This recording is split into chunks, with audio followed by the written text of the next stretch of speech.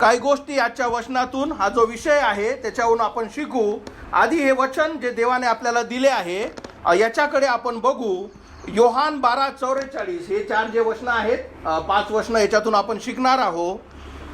आणि येशू ख्रिस्त इथं म्हणतो, आणि येशू मोठ्याने म्हणाला, म्हणजे देवाचा पुत्र इथे मोठ्याने म्हणाला, जो माझ्यावर विश्वास ठेवतो तो माझ्यावर नाही, तर ज्याने मला पाठवले त्याच्यावर विश्वास ठेवतो.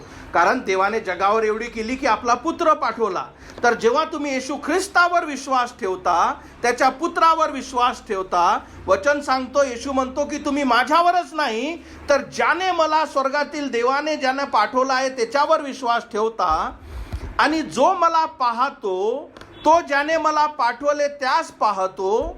46वं वचन, जो कोणी माझ्यावर विश्वास ठेवतो त्याने अंधकारात राहू नये, म्हणून मी जगात प्रकाश असा आलो आहे.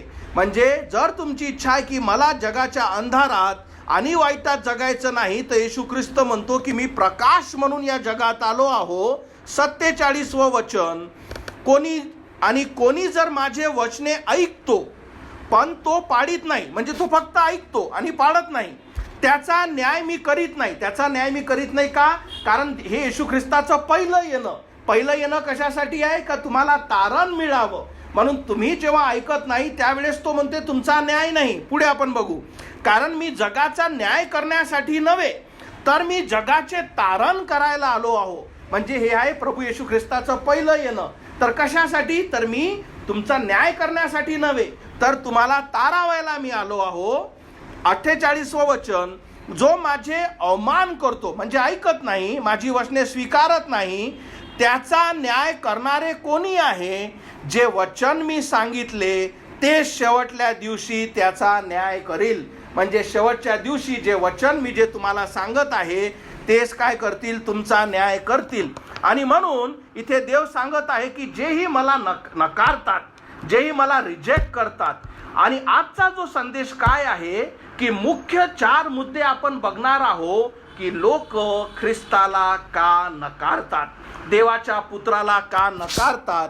याच्या ज्या 4 गोष्टी आहेत त्या आपण बघणार आहोत. आणि मी आशा करतो की देवाचे वचन वाचत असताना, सांगत असताना देवाचे वचन तुमच्या संग बोलावं. आणि जर तुम्ही याच्यातले असाल तर तुमचा नकार तुम्ही सोडून त्याला स्वीकारणे. आणि मी प्रार्थना करतो की देवाचे वचन हे तुम्हाला काय करतील? प्रकाशात नेतील. तर याचा पहिला मुद्दा जो सगळ्यात महत्त्वाचा आपण बघणार आहोत, का लोक ख्रिस्ताला का नकारतात. पहिला मुद्दा म्हणजे काय? का मनुष्य किंवा लोक आपल्या जीवनात आनंदी आहे. समजलं? आपल्या जीवनात आनंद आहे. ते जेही करत आहे त्या सगळ्या गोष्टीत त्यांना आनंद मिळतो. जेही त्यांचे शौक असतील, तुम्हाला काय ट्रॅव्हल करण्याचा, जागा बघण्याचा, विविध जागी जाण्याचा, मित्र, तुमच्या जे शौक आहेत किंवा जो छंद आहे, या सगळ्या गोष्टीमुळे जेव्हा तुम्ही आनंदित असता की सगळंच तर चांगलं आहे की नाही, सगळ्याच गोष्टी चांगल्या आहे, मग हा देव वगैरे कशासाठी? कारण माझं सगळं चांगलं आहे. म्हणजे सांगण्याचं तुम्ही काय करता, व्यक्ती काय करतो, आपलं छोटंसं जग ज्याच्यात तुम्हाला आनंद मिळतो त्या जगाच्या बाहेर तो बघत नाही. तो हे बघत नाही का हे जे आहे, जसं पाण्याचा जो फुग्गा असतो आहे की नाही, तो असा निघतो, थोड्या वेळ राहतो आणि पटकन फुटून जातो. तसं हे तात्पुरतं आहे, हे निघून जाईल, याच्यानंतर न्याय राहील, याच्यानंतर अनंताचं जीवन सुद्धा आहे.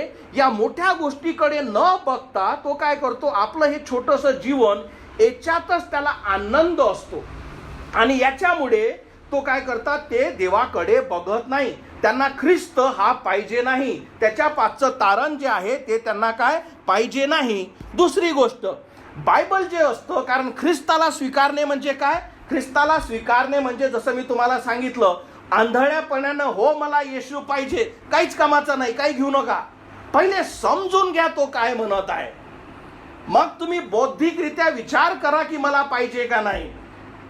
त्याचे वचन काय सांगते याला तुम्ही पहिले समजून घ्या, आपल्या मनात विचार करा, मग निर्णय घ्या हा मला पाहिजे का नाही. नाहीतर तुमचा आंधळा विश्वास तुम्हाला आंधळ्या गड्ड्यात टाकेल. समजलं? म्हणून लोकांना फक्त जर जास्तीत जास्त पाहिजे असेल तर काय पाहिजे? ख्रिस्त पाहिजे. ख्रिस्त काय या देवाच्या वचनातून बोलत आहे ते मला नाही पाहिजे. मला फक्त येशू ख्रिस्त हे नाव पाहिजे आणि याच्यामुळे कोणीच व्यक्ती तारल्या जात नाही. आणखी हे जे लोक, आपण पहिलं कारण काय बघत आहोत? मी आपल्या दुनियेत काय आहे? मस्त आहे. दुसरं, त्यांना एक जी भावना देते का मला एवढं आध्यात्मिक व्हायची गरज नाही, हे तुमचं आहे, मी एवढं छोट्याशी आध्यात्मिक झालेली बरी. आणि याचं कारण काय असतं? कारण आपल्याला की मला लोक काय म्हणतील, म्हणजे एक असते मनुष्य सेंटर, म्हणजे का मनुष्य माझ्याविषयी काय विचार करेल हे आपल्यासाठी जास्त महत्वाचं यापेक्षा का देव माझ्याविषयी काय विचार करत असेल. म्हणून आपलं हे जे सगळं जे छोटंसं जग जे बनवलं आहे, जे आनंद देणारं, ते आनंद देतो, ते चांगलं आहे तुमच्यासाठी, पण ते काय आहे? क्षणिक आहे.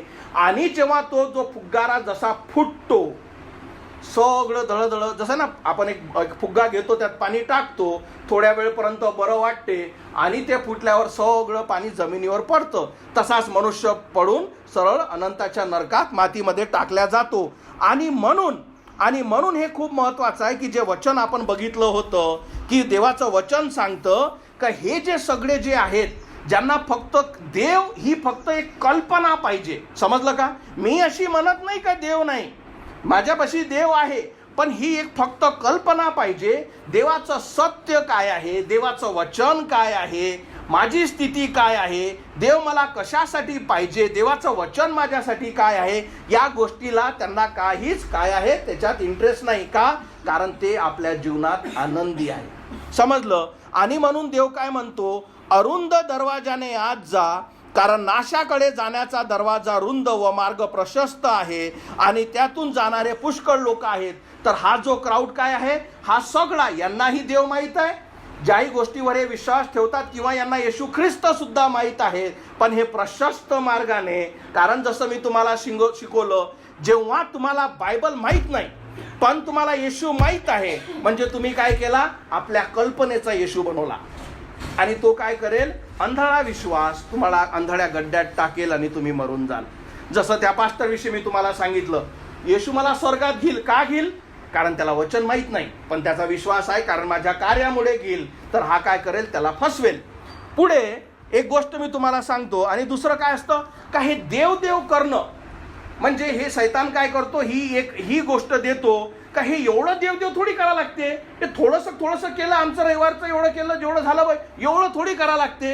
आणि म्हणूनच हे लोक काय करून जातात? फसून जातात का मला फक्त छोटासा देव पाहिजे, असा पाहिजे जो माय ऐकून घेतो, हे नाही का त्याचं मला ऐकायला लागेल. आणि म्हणून असा कल्पनेचा देव तुम्हाला फसवतो. दुसरी गोष्ट, हे जे जगातले मी तुम्हाला सांगतो, हे जे आपण जगात जे असतो आणि ह्या जगाचा जो आनंद, जो शॉपिंगमुळे, तो ट्रॅव्हलमुळे किंवा या पर्यटनामुळे, या सगळ्या गोष्टी जे लोक करतात, हे कशासाठी करतात? एकाच गोष्टीसाठी, का तुम्हाला आनंद भेटला पाहिजे.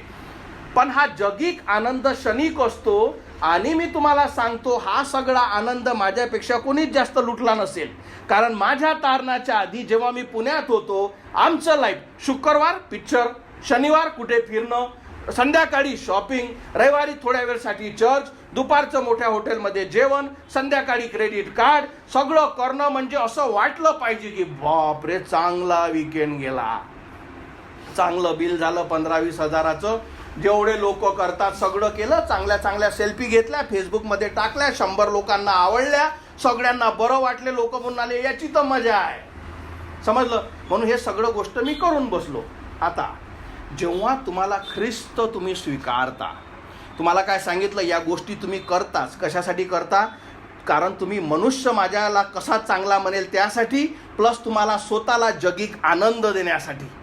पण जेव्हा तुम्ही ख्रिस्ताला स्वीकारता आणि तुम्हाला जो स्वर्गीय आनंद, ज्याला इंग्लिशमध्ये जॉय म्हणतात, तो तुम्हाला मिळतो.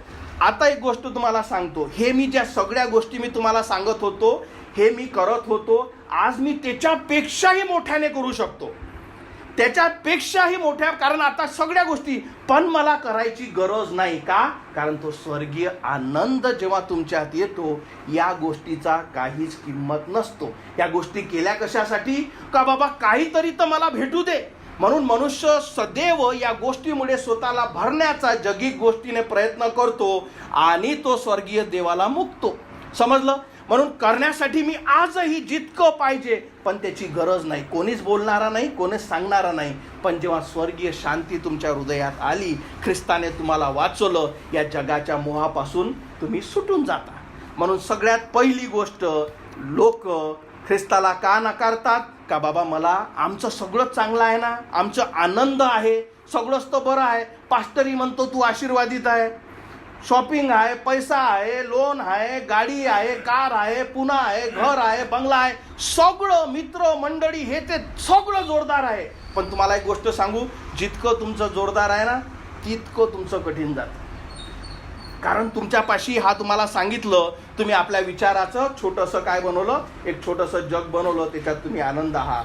हे पहिले लोक जे काय ख्रिस्ताला कधी स्वीकारू शकत नाही. दुसरे जे ख्रिस्ताला स्वीकारू शकत नाही किंवा स्वीकारत नाही, त्याचं सगळ्यात मोठं म्हणजे का त्यांच्या जीवनातले पाप ही अशी गोष्ट आहे का जे मनुष्याचे विचार हे काय करून टाकते, अंधळे करून टाकतात. त्याला विचार करण्याची क्षमताच राहत नाही.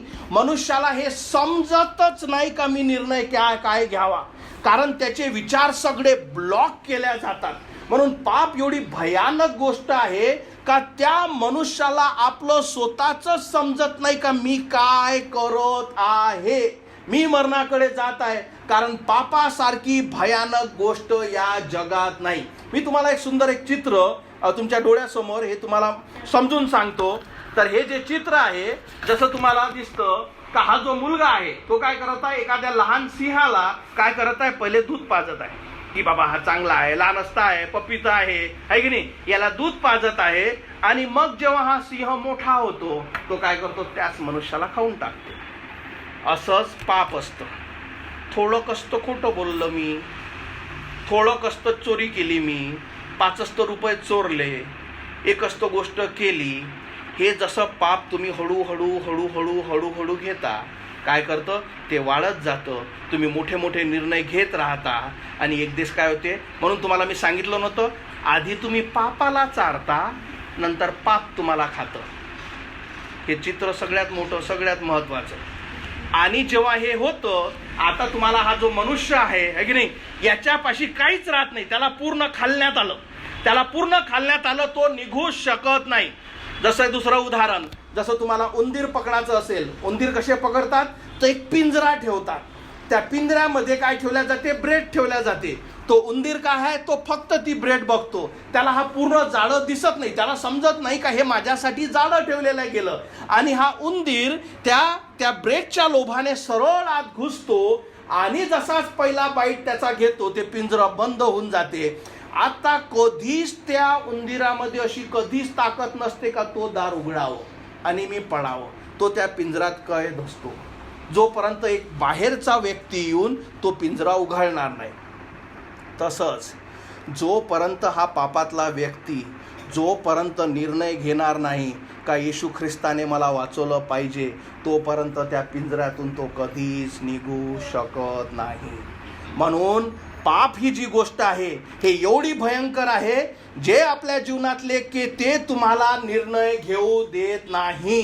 मी तुम्हाला एक गोष्ट सांगतो. आपण संडे स्कूलमध्ये काय बघितलं, बस मिनिस्ट्री. एक असते प्रिझन मिनिस्ट्री. प्रिझन म्हणजे काय की जेल मिनिस्ट्रीमध्ये जे भयानक जे कैदी आहेत, तर हे देवाचे लोक जेलरची परमिशन घेऊन त्या कैद्याच्या केजमध्ये, त्याच्या प्रिझनमध्ये जातात आणि बाहेर बसतात आणि त्या कैद्याला देवाचं वचन सांगतात. त्या कैद्याला की तुझ्या पापाची क्षमा होऊ शकतो. आणि इतकी मोठी साक्ष मी ऐकली आहे का भयानक ज्यांना मृत्यूदंड काही दिवसाने आहे, पण एखादा मिशनरी त्यांच्याजवळ जातो की देवाचं सत्य मी तुम्हाला सांगतो आणि त्याला सांगतो की तुझे पाप किती असू दे, देव तुला वाचू शकतो. आणि इतके लोक त्यांनी ते स्वीकारले आणि त्यांना कळलं की माझी सगळ्या पापाची क्षमा झाली. सांगण्याचं तात्पर्य फक्त देवाचं पवित्र रक्त त्यांना वाचू शकतं, जे त्याने क्रूसावर सांडवलं, जे शरीर त्याने मोडलं, जेव्हा त्याला ते क्षमा मागतात. म्हणून काय सांगितलं? दुसरं, की तुमच्या जीवनातले पाप ख्रिस्ताला तुम्हाला स्वीकारू देणार नाही. ते जखडून ठेवतील, पकडून ठेवतील, ते तुम्हाला सोडूच देणार नाही. पण जोपर्यंत तुम्ही, कारण मी तुम्हाला दुसरी साक्ष सुद्धा सांगितली, तुम्हाला हे नाही सांगितली का तुम्हाला काहीच किंमत नाही आता कारण तुम्ही गेले. तुम्हाला मी साक्ष दिली का असे भयानक कैदी ज्यांच्यावर इतक्या मोठ्या आरोप आहेत, जे साखळीने जळलेले आहेत, पण देवाचा शब्द जेव्हा त्यांच्या संग आला ते अंधारातून निघाले. आता त्यांना मृत्यूदंड झालाच, पण त्यांचा आत्मा वाचला, कारण त्यांच्या पापाची क्षमा झाली. दुसरं कारण, एक वचन आपण तुमच्यासाठी वाचतो.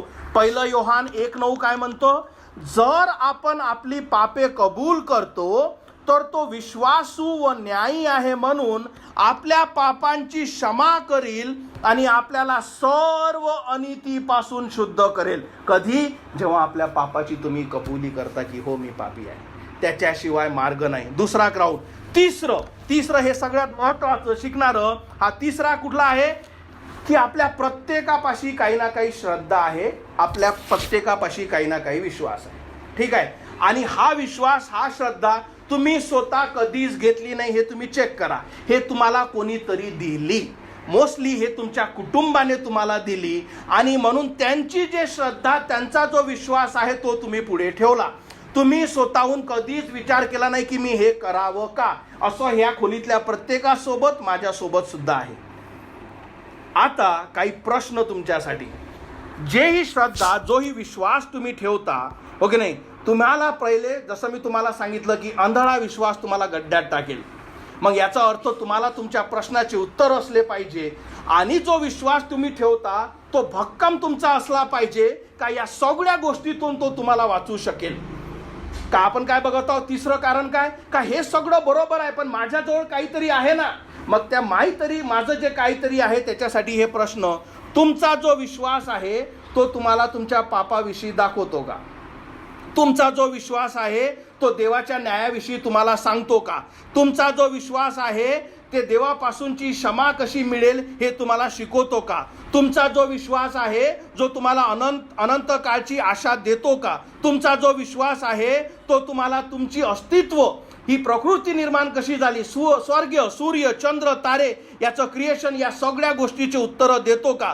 तुमचा विश्वास जो आहे तो तुम्हाला नवीन जीवन देतो का? तुमचा विश्वास जो आहे तो तुम्हाला तारण देण्याचं आश्वासन देतो का? तुमचा विश्वास जो आहे त्याच्यामुळे तुम्हाला शांती मिळतो का? तुमच्या हृदयात शांती आहे का? तुमचा विश्वास जो आहे त्याच्यामुळे तुम्ही असे लोक बघितले का की ज्यांचं जीवन बदललं, की नाही याच्यापाशी हाच विश्वास आहे आणि याचं जीवन बदललं आहे, म्हणजे माझा विश्वास चांगला असला पाहिजे का? तुम्ही बघितलं का या विश्वासामुळे लोक अधिक वाईटाकडे जात आहेत? हा सगळ्यात मोठा प्रश्न. तुम्ही कधी असं बघितलं की नाही या विश्वासामुळे जो माझ्यापाशी आहे तो याच्यापाशी आहे आणि याचं जीवन बदलत आहे? म्हणून हे सगळ्यात महत्त्वाचं आणि सगळ्यात शेवटचं म्हणजे तुमच्या विश्वासामुळे आतापर्यंत जे तुमच्याजवळ होतं तुमचं स्वतःचं जीवन बदललं का? हा प्रामाणिक तुम्ही स्वतःला चेक केलं पाहिजे. कारण हे खूप महत्त्वाचं आहे की माझ्या ज्याच्यावर विश्वास आहे त्या गोष्टीमुळे तुमच्यात बदल घडला का? तुम्हाला ती आशा आहे का? तारणाची आशा आहे का? पापाची क्षमाची आशा आहे का? तुमचा विश्वास तुम्हाला खात्री देतो का की तू माझ्यावर विश्वास ठेव आणि मी तुला अनंताचं स्वर्ग देईल? या गोष्टी त्या जगातल्या सगळ्यात महत्त्वाच्या आहे, कारण एक दिवशी तुमचं मरण आहे आणि तुमचा विश्वास तुम्हाला अनंताचं जीवन देतो का? कारण जर तसं नसेल तर खूप वाईट गोष्ट आहे. आता मी माझ्या विश्वासाविषयी सांगतो. मलाही विश्वास देण्यात आला, मी कधीच घेतला नाही. माझे आई वडील जे म्हणतील तो मी विश्वास घेतला. मला सांगण्यात आलं का मी ख्रिस्ती आहे, चला ख्रिस्ती आहे, पुढं काय करावं लागते? 18व्या वर्षी बाप्तिस्मा घ्यायला लागते. बरं मी बाप्तिस्मा घेतो, अजून काय करावं लागते? चर्चमध्ये जावं लागते, प्रार्थना करावं लागते, बायबल वाचावं लागते. बरं ठीक आहे, सगळ्या गोष्टी करतो. कधीच स्वतःहून चेक केलं नाही ह्या गोष्टीने काही फायदा होईल का? कोणं सांगितलं? घरच्यांनी सांगितलं, सगळे करतात, मी करत आहे, बरोबर. या गोष्टी चालत राहिल्या. पण जेव्हा एका चर्चमध्ये जेव्हा गेलो जिथं सत्य शिकवल्या जातो, त्याने काय सांगितलं की तुझ्या कार्यामुळे तू स्वर्गात जाऊ शकत नाही. म्हटलं अरे आता काय झालं? हा जो 38 वर्षाचा माझा जो विश्वास आहे, पत्त्याचं घर आहे, ते धडधड पडणं चालू झालं. का? कारण एका व्यक्तीनं सत्य सांगणं चालू केलं. आता इथं आहे तुमचा निर्णय, इथं आहे तुमची फ्री विल, तुमची स्व इच्छा. का मी ह्या पत्त्याचं घर तसंच पकडून ठेवतो, अरे पडेल नाही, पडेल, पकडतो. का? ती म्हणतो अरे हे तर पडणार आहे. मी सत्य स्वीकारतो. तुम्हाला आणखी एक उदाहरण देतो. जेव्हा मी अमेरिकेत होतो, एक वचन आहे, ते वचन सांगतं. ते वचन काय सांगतो? तुमच्यासाठी पहिले वचन वाचतो आणि एका स्त्रीविषयी तुम्हाला साक्ष देतो. योहान 30:3-5 म्हणतो, येशूने त्यास उत्तर दिले, मी तुम्हास खरे खरे सांगतो, पाण्यापासून व आत्म्यापासून जन्म घेतल्या वाचून कोणीही देवाच्या राज्यात प्रवेश करू शकत नाही. तर हे जे वचन आहे याच्यात ते काय म्हणतं? पाण्यापासून. आता या स्त्रीला कोणीतरी सांगितलं होतं पाण्यापासून म्हणजे जोपर्यंत तुझ्या बाप्तिस्मा होत नाही तोपर्यंत तू स्वर्गात जाऊ शकत नाही. आता जेव्हा मला जीवनाचं सत्य कळलं आणि जेव्हा या स्त्री माझ्याजवळ आली आणि जेव्हा मी तिला हे सांगितलं, आजही मला तिचा चेहरा आठवतो की तो पूर्ण पांढरा झाला. का? कारण ज्या गोष्टीवर माझा विश्वास होता, का पाण्यापासून, आणि मी आता बाप्तिस्मा घेतला, तिला म्हटलं पाणी म्हणजे ते पाणी म्हणत नाही, पाणी म्हणजे देवाचा शब्द, जो सत्य तुम्ही स्वीकारता, जे तुम्हाला क्लीन करतं. पाणी जसं तुम्हाला साफ करतं तसंच देवाचं वचन तुम्हाला तुमच्या ज्याही खोट्या तुमच्या भावना आहेत, खोटी शिकवण आहे, त्यातून तुम्हाला साफ करतं, ते म्हणत आहे. आता या स्त्रीच्या आजही माझ्या डोळ्यासमोर ही पांढरी भटक झाली. का? कारण तुम्हाला सांगितलं ते पत्त्याचं घर ते धर पडलं. म्हणून तुम्हाला सांगितलं फरक पडत नाही का तुम्ही जन्मता ख्रिस्ती का काय आहे. मला जेव्हा कळलं की माझा सगळा विश्वास खोटाच होता, हा नितीन मरेल, अनंताच्या नरकात जाईल. आणि एका व्यक्तीने जेव्हा सांगितलं की हे सगळं चुकीचं आहे, तुला काहीच वाचू शकत नाही, तू देवासमोर दोषी आहे, तू मरशील. आता निर्णय माझा होता. सगळ्यात जास्त माहीत आहे लोक काय करतात? स्वतःला काय करणार? सावर म्हणतो आपण. नाही, हो बरोबर आहे, नाही आलं माझ्या लक्षात, हो की नाही. जसं ह्या लेडीजनं तेच केलं. जेव्हा तिला सत्य सांगितलं तिने काय केलं? हा आलं माझ्या, आलं. हे म्हटलं कारण तुम्ही स्वतःला फसवता. आणि मी यासाठी देवाला धन्यवाद देतो. जेव्हा मला हे कळलं, माझ्यापाशी 2 ऑप्शन होते. का त्यांच्यासमोर पांढरा पडणं, हो की नाही, की त्यांच्यासमोर की अरे मला तर असं माहीत होतं, मला कोणी सांगितलं नाही. कारण हा जो निर्णय हा तुमचा आहे. लक्षात ठेवा, देव तुमच्यावर प्रेम करतो पण तुमच्या इच्छेपलीकडे नाही. तुमची जर इच्छा नाही तर तुम्हाला तो सत्य दाखवणार नाही. ही अशी एक गोष्ट आहे. समजलं? तुम्हाला जर नागपूर आणि मोर्शी माहीत असेल तर मधात नांदगावचा काय तो फाटा येतो, ठीक आहे. त्या फाट्याहून तुम्हाला असे 2 रोड जातात. आता तुम्हाला जायचं आहे नागपूर, तुम्ही चालले मोर्शी. तुम्हाला वाटलं का हा मोर्शीचाच रोड नागपूरला चालला. अर्ध गेल्यावर तुम्हाला कळलं का तिथं पाटी आहे का हे मोर्शी चालली. आता तुमचं काम काय? अरे चुकीचा मार्ग घेतला, मला नागपूरला जायचं होतं. तुमचा मार्ग आहे परत येणं आणि नागपूर घेणं. पण आज लोक काय ठरवतात? असू दे ना, इकडेच जाऊ. आणि याच्यामुळे फसल्या जातात. म्हणून सगळ्यात मोठा मुद्दा काय आहे? तिसरं, का माझा हा विश्वास आहे, बरोबर आहे, पण तुमचा विश्वास तुम्हाला या गोष्टीविषयी शाश्वती देतो का? हे वचन तुम्हाला सांगतो का? पयस तुमच्यापाशी साक्ष आहे का ख्रिस्त आत्मा वाचवणार आहे? आणि म्हणून ही जी आपण तिसरी बघितली महत्वाची, की हे का माझा जुना जो विश्वास आहे, जो मला माहीत नाही पण माझ्याजवळ आहे, तो कशावर आहे मला माहीत नाही, मला दिला गेला, त्या प्रश्नाचे काहीच उत्तर नाही, पण मी याचकडे चालतो. आणि याच्यामुळे जेव्हा सत्य सादर केल्या जातं, खूप सारे काय करतात, जसं मोर्शी नागपूरचं सांगितलं, ठीक आहे ना, असू दे ना, पण आता हा दिलाच.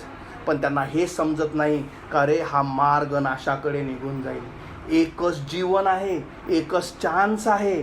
का तुम्हाला सत्य कळणे आणि ते स्वीकारणे, वारंवार ह्या संधी येत नाही. सगळ्यात शेवटचं आपण बघू का तुम्हा प्रत्येकाच्या जीवनात सैतान कार्यरत आहे. या जगातील कुठलाच व्यक्ती राहिला नाही ज्याच्या मागे सैतान नाही. सैतान प्रत्येकाच्या मागे आहे. तो प्रत्येकाला सत्य लपवण्यासाठी, तुमचा आत्मा नरकात टाकण्यासाठी सदैव कार्यरत आहे. तो तुम्हाला कामामुळे, आळशीपणामुळे, झोपीमुळे, तुमचे मन विचलण्यासाठी, ज्याही गोष्टी तुम्हाला सत्यापासून दूर नेण्यासाठी कार्यरत लागतील, त्या सगळ्या गोष्टी सैतान ॲक्टिव्ह आहे. एक वचन मी तुमच्यासाठी वाचतो, खूप महत्त्वाचं वचन आहे. 2 कोरिन्थियन 4:4 हे वचन सांगतो, जो ख्रिस्त देवाचे प्रतिरूप आहे त्याच्या गौरवाच्या सुवर्तेचा प्रकाश त्यांचा प्रकाशमय होऊ नये म्हणून. आणि हे बघा किती महत्त्वाचं, असे जे विश्वास ठेवत नाही, म्हणजे ज्यांनी ख्रिस्ताला स्वीकारलं नाही, त्यांची मने या युगाच्या दृष्ट देवताने आंधळी केलेली आहे. म्हणजे तुम्ही लहानपणी एक गेम खेळले असाल काय, त्यात आपण काय करायचो, एक काळी पट्टी बांधायचो, त्याला असं फिरवायचो आणि मग बघायचो तुला काही दिसते का रे, नाही मला काही दिसत नाही, बरं आता खेळ, आता ओळख. तसंच आध्यात्मिकरित्या या जगातल्या प्रत्येक व्यक्तीचे डोळे अंधाराने बंद केले आहेत. हा शैतान जो आहे, आता जेव्हा व्यक्तीचं तारण होतं तेव्हा त्या व्यक्तीला कळतं का हे वचन माझ्यासाठी होतं, मी आयुष्यभर अंधळी होती. हे खूप महत्त्वाचं आहे. जसं शारीरिकरित्या आपण एखाद्या व्यक्तीची पट्टी काढतो, त्याला फटकन प्रकाश, कारण आपल्याला प्रकाश आवडतो की नाही, अरे बापरे किती बेकार ही पट्टी होती, किती चांगलं दिसते. तसंच शैतान प्रत्येकाला आध्यात्मिकरित्या बंद करून ठेवतो, यासाठी का तुम्हाला सुवार्ता ख्रिस्त त्याच्यापासून तारण समजू नये. तुम्हाला तो काही ना काही खेळायला सदैव देईल, तुम्हाला बिझी ठेवील. म्हणून हे तुम्हाला मी जे पहिले मुद्दे काय होते, तुमच्या जीवनात तुम्ही आनंदी, दुसरं तुमच्या जीवनातले पाप, तिसरं तुम्हाला काही दिलेली श्रद्धा विश्वास, याच्यात तो तुम्हाला बिझी ठेवील, यासाठी का ख्रिस्ताची गौरवी आशा तुम्हाला करू नये. या शैतानाला तुम्ही स्वतःहून हरू शकत ना, पण जेव्हा तुम्ही इच्छा धरता की मला कारण लक्षात ठेवा, या सगळ्यामध्ये सगळ्यात महत्त्वाची काय आहे, तुमची स्वतःची इच्छा, झोप. आणि जेव्हा तुम्ही निर्णय घेता की मला याच्यातून निघायचं आहे, तेव्हा ख्रिस्त तुम्हाला सहाय्य करतो. तो सगळे शैतानाचे बाण पकडून ठेवतो, तो सगळे जे शैतान तुमच्या अवतीभोवती तुम्हाला साखळीने पकडून ठेवत आहे त्या सगळ्यांना तो तोडतो. का? कारण तुम्ही निर्णय घेता. कारण विचार केला, प्राण कोण तुमच्यासाठी दिला, ख्रिस्ताने. त्याची इच्छा, कोणाची इच्छा सगळ्यात जास्त आहे की तुमचा आत्मा वाचला पाहिजे, ख्रिस्ताचा. पण जेव्हा तुम्ही विश्वास ठेवता, कारण तुमच्या इच्छे पलीकडे नाही, तुमची इच्छा नाही, तुम्हाला तुमच्या इच्छेप्रमाणेच दिल्या जातं. पण तुमची इच्छा जी आहे की मी वाचली पाहिजे, देवाने माझा आत्मा वाचवला पाहिजे, मी त्या देवासमोर दोषी आहे, हे वचन मी ऐकले आहे, याच्यावर माझा विश्वास आहे, ख्रिस्ता मला वाचो. ख्रिस्त सगळे शैतान सगळ्या गोष्टी दाबून ठेवतो. का? कारण तुम्ही निर्णय घेतला. म्हणून तुम्हाला मी शिकवलं नाही, कारण जर तुम्ही कारण घेत असाल तर तुम्हाला जीवनात कारणावर कारण मिळतील. पण जेव्हा तुम्ही सत्य स्वीकाराल, देव तुम्हाला प्रोटेक्ट करतो. आणि जेव्हा तुम्ही ख्रिस्ताला हाक माराल का येशू माझा आत्मा वाचव, माझ्या पापाची क्षमा कर, मी विश्वास ठेवते मी दोषी आहे, मी विश्वास ठेवते की तुझ्यासमोर मी दोषी आहे, माझ्या पापाची शिक्षा अनंतकाळचं मरण आहे, शैतान तुम्हाला जखडू ठेवू शकत नाही. कारण जेव्हा तुम्ही त्या ख्रिस्ताला हाक मारता, जो सर्व समर्थ देव, जो अल्फा आणि ओमेगा, जो या पृथ्वीचा निर्माण करता, ज्याने या सगळ्या गोष्टी मिळाला, त्या सगळ्या गोष्टीची जे ताकद आहे प्रभू येशू ख्रिस्त, तो तुम्हाला प्रोटेक्ट करतो आणि म्हणतो की घे माझा हात. आणि तुम्ही म्हणता ख्रिस्ता माझा आत्मा वाचो, या सगळ्या गोष्टीपासून तो तुम्हाला वाचवतो, अनंताचं जीवन तुम्हाला देतो. सगळ्यात महत्त्वाचं आहे, आपण 4 गोष्टी शिकले. तुम्ही कशामध्ये अटकल्या, तुम्हाला ज्याही गोष्टीमुळे तुम्ही फसले असाल, म्हणून मी तुम्हाला सांगितलं पहिलं की माझ्या जीवनात तर मी आनंद आहे, मला एवढा देव नको, हे तर पास्टरचं काम आहे. हे जर पास्टरचं काम आहे तर तुम्ही मरणार नाही का? तुम्हाला मरणानंतर स्वर्गाची किंवा पापाची क्षमा होण्याची इच्छा नाही का? पहिलं कारण जर तुम्ही त्याच्यातले असाल तर त्याच्यातून बाहेर निघा. दुसरं आपण बघितलं की माझ्या जीवनातले पाप जे मला आनंद देत आहे, ते पाप तुम्हाला अधिक वाईटाकडे घेऊन जाईल, ते तुम्हाला कधीच सोडणार नाही, हे चित्र तुमच्या समोर आहे. तिसरं, पण माझ्यापाशी हा विश्वास दिला आहे, हा मी कशी सोडू? तुमच्या विश्वासाला ते प्रश्न विचारा. तुमच्या मनाचे जे प्रश्न आहे, तो तुमचा विश्वास तुम्हाला त्याचे उत्तर समाधानकारक देऊ शकत का? चौथं, शैतान तुम्हाला अकडून ठेवतो. पण मी तुम्हाला सांगितलं, कारण शैतानाची इच्छाच की प्रत्येक आत्म्याचा नाश व्हावं, माझ्यासोबत प्रत्येक आत्मा नरकात जावा. पण तुमची इच्छा सगळ्यात महत्त्वाची आहे. जेव्हा तुम्ही निर्णय धरता, कुठली जगातली वाईट ताकद तुम्हाला थांबवू शकत नाही. एक गोष्ट लक्षात ठेवा, सगळ्यात शेवटचं, तुम्हाला नरकात टाकणारा एकच व्यक्ती असते. पुन्हा एकदा मी सांगतो, तुम्हाला नरकात टाकणारा एकच व्यक्ती, त्याचं नाव ऐकून घ्यायचं आहे, ते म्हणजे तुम्ही स्वतः. कारण मी निर्णय घेतला नाही. तुम्हाला मी टाकू शकत नाही, तुमची बायको टाकू शकत नाही, तुमचा नवरा टाकू शकत नाही, तुम्हाला देवही टाकू शकत नाही. तुम्हाला नरकात टाकणारा व्यक्ती म्हणजे तुम्ही, कारण तुम्ही निर्णय घेतला नाही आणि देवाने तुम्हाला तेच दिलं जे तुम्हाला पाहिजे. पण जर देवाचं वचन तुमच्या संग बोललं असेल आणि तुम्हाला कळलं असेल की मला ख्रिस्ताची गरज आहे, याच्या उदाहरणामध्ये मी येतो, मला या गोष्टीची शाश्वती नाही, याच समय ख्रिस्ताला हाक मारा. जेव्हा तुम्ही निर्णय घेता, ख्रिस्त तुम्हाला सहाय्य करतो, तुमचा आत्मा वाचवतो.